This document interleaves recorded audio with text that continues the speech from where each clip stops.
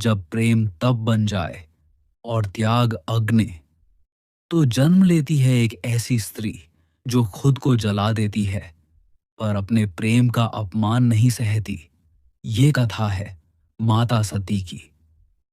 वो शिव की अर्धांगिनी थी, पर जब पिता ने अपमान किया तो उन्होंने अग्नि को गले लगा लिया।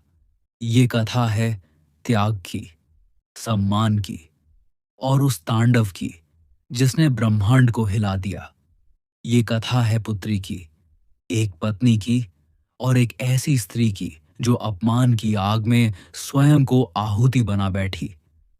ये कथा है एक देवी की जिसका प्रेम इतना गहरा था कि मृत्यु भी उसे रोक न सकी, और जिसका त्याग इतना पवित्र था कि पूरे ब्रह्मांड को हिला गया। प्रजापति दक्ष ब्रह्मा जी के पुत्र अत्यंत प्रभावशाली और अहंकारी थे। उनकी पुत्री सती दिव्य तेज से युक्त परंतु साधना में लीन एक योगिनी सी। सती ने सुना था शिव के बारे में, कैलाश पर विराजमान, वीतरागी, न वस्त्रों की चिंता न रूप की, और उन्हें वही शिव प्रिय हो गए। सती ने कठोर तप किया, जंगल में, धूप में, बारिश में, केवल शिव के ध्यान में। शिव ने अंततः उनकी भक्ति स्वीकार की। शिव और सती का विवाह ब्रह्मांड के सबसे पावन मिलनों में से एक था। सृष्टि ने प्रेम की परिभाषा देखी, परंतु दक्ष नाराज था।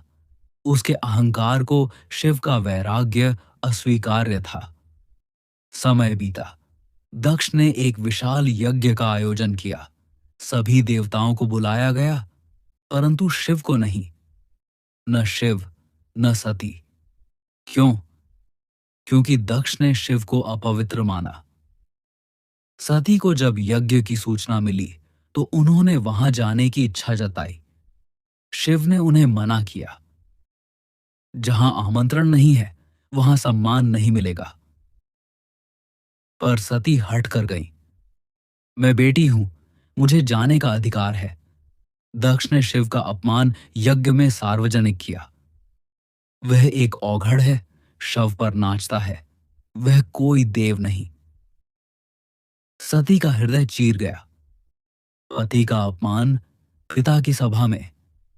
तो उन्होंने लिया एक महान निर्णय।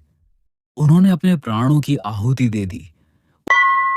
अगर आपको मां सती और भगवान शिव की ये दिव्य प्रेम कथा पसंद आई हो, इस वीडियो को लाइक करें, शेयर करें अपनों के साथ, और हमारे चैनल को सब्सक्राइब करना ना भूलें। चलिए सती कथा को आगे बढ़ाते हैं। सती ने शिव से प्रेम किया, कठोर तप कर उन्हें पाया, लेकिन फिर यज्ञ में अपमानित होकर योगाग्नि में अपने प्राण त्याग दिए। जब शिव को यह समाचार मिला, शिव नहीं, महाकाल जाग उठे। महादेव शिव शांत थे, पर भीतर ज्वालामुखी था। उन्होंने अपनी जटाओं से वीरभद्र और भद्रकाली को उत्पन्न किया। वीरभद्र ने यज्ञ स्थल को तहस नहस कर दिया। दक्ष का सिर काट दिया गया। देवता भयभीत थे। ब्रह्मांड थम गया था। शिव सती के शव को लेकर तांडव करते हुए भटकते रहे। ब्रह्मांड संकट में था। यह तांडव केवल क्रोध नहीं है, यह विलाप है एक प्रेमी का जो अपनी प्रियतमा को खो चुका है। देवता भयभीत हो उठे। सृष्टि खतरे में थी। सभी देवता मिलकर भगवान विष्णु के पास जाते हैं। तब भगवान विष्णु ने एक कठिन निर्णय लिया। भगवान विष्णु ने चक्र से सती के शरीर को खंडित किया। जहां जहां अंग गिरे वहां दिव्यता प्रकट हुई, और वहां स्थापित हुए 51 शक्तिपीठ जो आज भी शक्ति की आराधना के केंद्र है। और तब शिव अंततः शांत हुए और हिमालय में समाधि में चले गए। एक बार फिर शिव बन गए, योगी, विरक्त, अघोर, परंतु प्रेम शाश्वत है। सती जन्म लेंगी पार्वती के रूप में और शिव से फिर मिलेंगी। सती का प्रेम एक सामान्य प्रेम नहीं था। वह प्रेम जो आत्मा की गहराइयों से उपजा था। वह समर्पण जो अपने अस्तित्व को किसी और के नाम कर दे। ऐसा प्रेम जो देवों में भी दुर्लभ था। ऐसा समर्पण जो मृत्यु को भी स्वीकार कर लेता है। मैंने जन्म जन्मांतरों से केवल उन्हीं को चाहा, उन्हीं को पूजा और उन्हीं को अपना सर्वस्व माना। मेरे लिए शिव ही प्रारंभ थे, शिव ही अंत, और अब मैं उन्हीं में लीन हो रही हूं। जब सती ने अपने प्राण त्यागे, तब शिव टूट गए। उन्होंने क्रोध से संसार को हिला दिया और फिर शोक में पूरे ब्रह्मांड को अपने साथ बहा ले गए। यह केवल एक प्रेम कहानी नहीं थी, यह एक देवी का आत्मबलिदान था, यह एक भगवान का मौन विलाप था।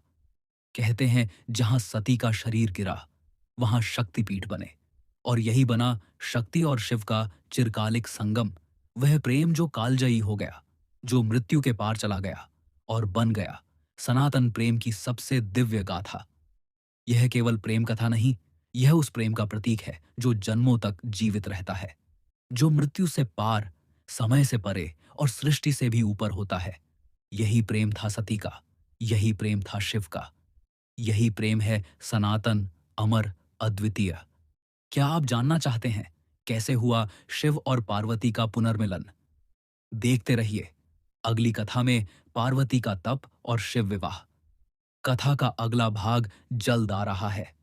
देखने के लिए चैनल को सब्सक्राइब करें और घंटी जरूर दबाएं। महादेव की कृपा बनी रहे, इसके लिए कमेंट में जरूर लिखें, हर हर महादेव।